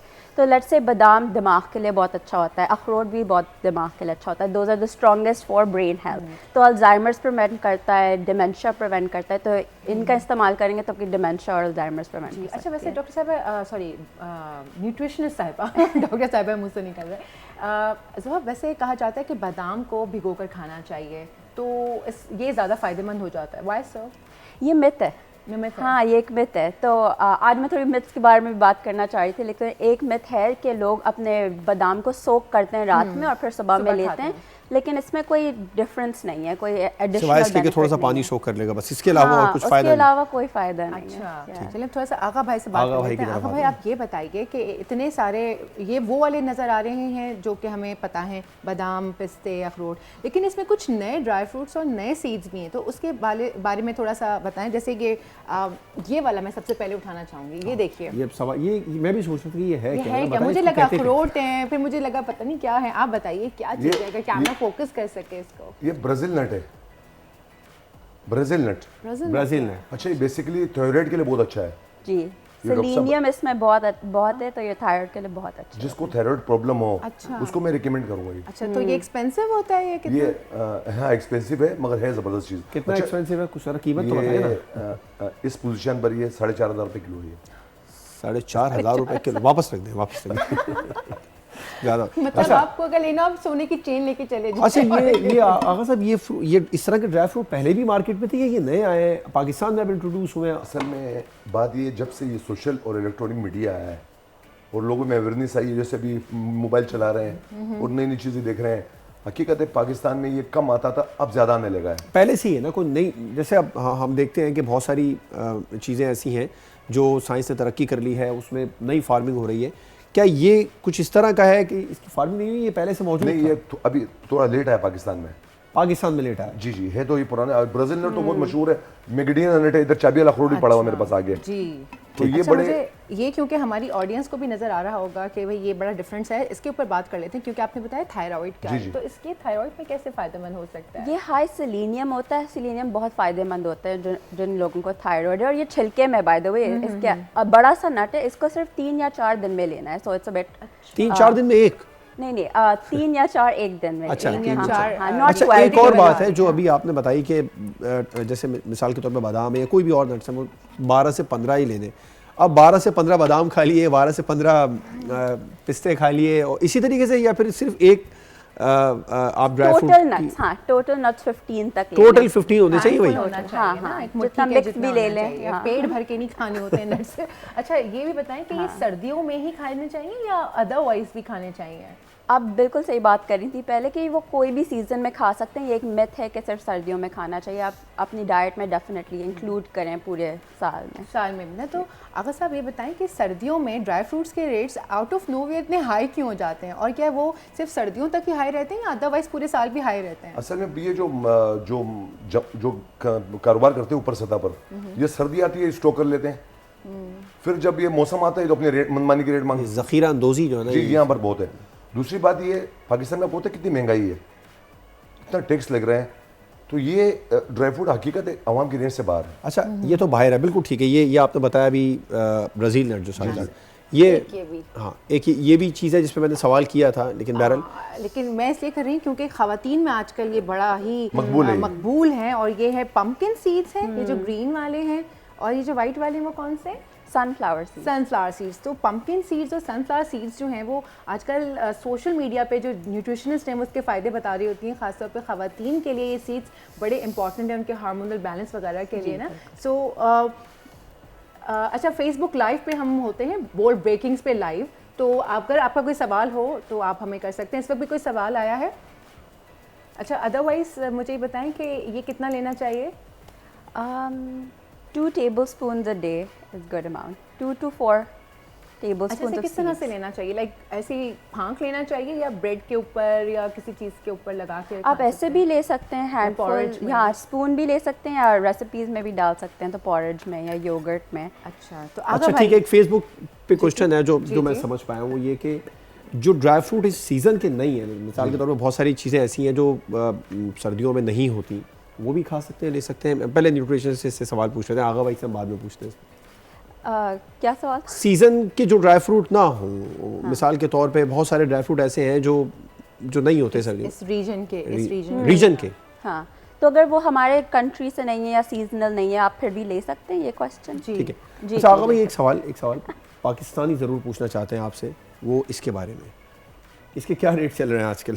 चिलगोज़ा अगर आप 3-4 साल पीछे जाएं तो ये कम रेट था, ये चाइना जाने लगा है तो महंगा हुआ है। अच्छा, ये अब छील के क्यों देने लग गए हैं? पहले तो सिर्फ चिलगोज़ा इसी फॉर्म में आता था, अब ये भी होते हैं वो छिलो ये छील के इसमें जर्म्स कितने आ सकते हैं, कितने चांसेस हैं इसके, ये इस पे भी बात हो जाए। क्योंकि मूंगफली भी आती है लेकिन उसके ऊपर एक हम देखते हैं कि एक कोट अलग से होता है, लेकिन चिलगोज़े पे नहीं है। वो छिल गया तो उसके बाद उसकी अफादियत कितनी कम हो जाएगी, उसमें जर्म्स कितने आ जाएंगे? वो ख़राब जल्दी से हो सकते हैं बिकॉज उनकी कोटिंग नहीं होती है ना, और फिर जर्म्स का भी थोड़ा रिस्क है, लेकिन लोग बहुत लेज़ी होते हैं तोड़ने में, इसलिए वो बेचते हैं। अच्छा, फेसबुक पर एक क्वेश्चन आया है कि यूजुअली जो हम हैंडफुल खाते हैं, लेकिन जो लोग डाइट पर होते हैं ख़ास तौर पे, जिनको अपनी कैलोरीज मेंटेन करके खाना होता है, उनको कितना खाना चाहिए? लाइक ये तो एक हैंडफुल तो आपने ऐसी बता दिया ना, उसमें 7-8 बादाम भी हो सकते हैं, उसमें 10 बादाम भी, जिसकी मुट्ठी जितनी बड़ी वो उसमें उतना आ जाएगा। सो अगर आप एवरेज इस पर बात करें तो फिर कितना लेना चाहिए? 7 से 8 बादाम, 7 से 8 अखरोट, कितनी उस क्वांटिटी में होना चाहिए? वेट लॉस के लिए भी सेम है, अपनी मुट्ठी के हिसाब से। छोटे बंदे को कम कैलोरी चाहिए, उनका मुट्ठी छोटी होती है, तो अगर मेरे लिए 8 है, आपके लिए 15 होंगे। So based on your own body size आपको कैलोरीज का इंटेक उसी के हिसाब से लेना। अच्छा, वैसे जो कुछ ड्राई फ्रूट्स हैं जो हमारे अपने रीजन के हैं और कुछ जो हैं वो बाहर से आते हैं, तो ज़्यादा फ़ायदेमंद हमारे लिए क्या होगा कि जो इम्पोर्टेड ड्राई फ्रूट है इसको लेना, या जो अपने रीजन का है उसको खाना ज़्यादा अच्छा रहेगा? सीजनल जो आपके रीजन में वो सबसे फ्रेश होते हैं, तो आप उसका ज़्यादा इस्तेमाल करें, बट थोड़े इम्पोर्टेड भी यूज़ कर सकते हैं। Variety is really key for gut health. Gut health के लिए आप जितने डिफरेंट टाइप्स लें वो आपके लिए ज़्यादा बेहतर होते हैं। अच्छा, एक और जो बड़ी इंपॉर्टेंट बात है वो ये कि ज़्यादातर ये कहा जाता है ड्राई फ्रूट्स लेने से जो 50+ एज के लोग हैं या जो हाइपरटेंशन पेशेंट्स हैं उनके लिए बड़ा नुकसानदेह होता है, तो वाकई ऐसा है या ये मिथ ही है? ये भी मिथ है। जिनका हाई ब्लड प्रेशर हो उनके लिए नट्स एक्चुअली फ़ायदेमंद हैं, और कोलेस्ट्रॉल में एक्चुअली हेल्प करता है, आपके बैड कोलेस्ट्रॉल को कम करता है, गुड कोलेस्ट्रॉल को बढ़ाता है। सो नट्स लेने में आपकी हार्ट हेल्थ में बहुत फ़ायदे होते हैं, हार्ट अटैक्स प्रिवेंट करता है। अच्छा, हमारे यहाँ तो कहते हैं कि भाई अगर आपका बीपी हाई है तो सबसे पहले ड्राई फ्रूट्स बंद कर दो, कोई भी ड्राई फ्रूट। तासीर गर्म है, तो ये आगा भाई आप सही बता सकते हैं कि क्या हकीकतन ड्राई फ्रूट्स की तासीर गर्म होती है? नहीं, है तो गर्म, मगर इसके जैसे उन्होंने कहा कि उसके फ़ायदे बहुत हैं। जैसे कोलेस्ट्रॉल के लिए अखरोट है, या जैसे ब्राज़ील, बहुत सारे आइटम है, ये वाकई कोलेस्ट्रॉल कम करता है। मलका एलिजाबेथ टेलर जो थी वो भी ड्राई फ्रूट को बड़ी छुपा छुपा के रखती थी, उसको कदर पता थी। ये ड्राई फ्रूट्स जी बड़ी असल में हमारा जो काम है ना, हमारा काम जो है, हमारा 3 महीने का काम है, 4 महीने का। फिर जो डॉक्टर होते हैं ना, मरीज को लिख के देते कि ड्राई फ्रूट्स लें आप गर्मियों में, क्यों गर्मी में इसको कम लेते हैं लोग। जो डॉक्टर्स लिख के देते हैं कि आप ड्राई फ्रूट्स लें, फिर वहाँ पर चले आते हैं। अच्छा, आगा भाई ने बताया कि मलका एलिजाबेथ छुपाती नहीं, उनका अफादियत पता है, और ये जो हमारे ज़ख़ीरा अंदोज़ भाई हैं, आगा भाई भी इसको बेचने वाले ही हैं, ये छुपाते हैं महंगा करने के लिए। वैसे एक चीज़ है, आपने यहाँ पे एक डब्बा आगे आ गया पैकेट, वरना मैं आपको उठा के वहाँ दिखाती। हमारे पास सिनेमन रखी हुई है जो कि श्रीलंकन है, मुझे यहाँ बताया गया। ये आप आगे दिखाएंगे। और ये इतनी खूबसूरत लग रही है, रखी हुई भी इतनी खूबसूरत लग रही है। और जो हमारी वाली होती है और ये वाली जो होती है, ये फ़र्क है, तो इसकी अफादियत भी कोई फ़र्क होगी या वही फ़ायदे हैं सिर्फ शक्ल से? इसके तो बड़े फ़ायदे हैं। ये गला साफ करती है, अच्छा, बहुत कामों में काम आती है, और ये वेट लॉस में भी काम आती है। बहुत ज़बरदस्त आइटम है। और ये क्या, इसके प्राइस क्या चल रहा है? ये 2500 रुपये किलो है, सस्ती है मेरे हिसाब से। अच्छा, सबसे सस्ता आपके हिसाब से ये भी सस्ती है? सबसे सस्ता ड्राई फ्रूट्स में कौन सा है? मूंगफली? मूंगफली एक बार बताऊं, ड्राई फ्रूट तो ये भी 1200 शायद या 1500 चल रहा है। 900 रुपये पर चना की फली बहुत अच्छी है। तो वो भी सीजन जा रहा है तो इसलिए 900 कर दिया आपने। नहीं, आप मेरे वीडियो पे, मैं यूट्यूब की ज़्यादा वीडियो आती हैं तो मैं एक फ़ायदा हुआ है, जैसे इलेक्ट्रॉनिक मीडिया है, मुझे एक फ़ायदा ये हुआ है कि कस्टमर जो है ना अब रेट पर आता है। पहले हम लोग जो है ना रेट लगाते थे, जब से हमने यूट्यूब पर उस पर वीडियो डालने लगे हैं तो कस्टमर समझता है ये इतनी की है, तो हमने अपने रेट। बहुत अच्छी बात है। असल में वक्त की कमी है, लेकिन टॉपिक ऐसा है कि इसके ऊपर घंटा भर भी बैठ के बात की जाए तो कम है। बहुत बहुत शुक्रिया आगा साहब तशरीफ लाने के लिए, जोहा बहुत बहुत शुक्रिया तशरीफ लाने के लिए। तो बिल्कुल ड्राई फ्रूट ले, लेकिन एतदाल में रह के, जैसे बताया। तो आज का जो हमारे टॉपिक का लुब्बे लुभाव ये है कि भाई ड्राई फ्रूट्स खाएं, ज़रूर खाएं, चाहे सर्दी हो या गर्मी हो, लेकिन हैंडफुल खाएं। इसको, ये बहुत ही ज़बरदस्त ग़िज़ाइयत वाली चीज़ें हैं, इनको अपनी ग़िज़ा में शामिल रखना बहुत ज़रूरी है। जैसे दाल, सब्ज़ी और गोश्त को शामिल रखना बहुत ज़रूरी है, लेकिन अपना पेट समझ के खाएं और थोड़ा सा खाएं, जैसे कि जोहा ने बताया। तो आज का प्रोग्राम जो था वो यहीं पर ख़त्म हो जाता है, वक्त ख़त्म हो गया। कल मैं और जवाब फिर हाजिर होंगे, जब तक के लिए अपना ढेर सारा ख्याल रखिए। अल्लाह हाफ़िज़। अल्लाह हाफ़िज़।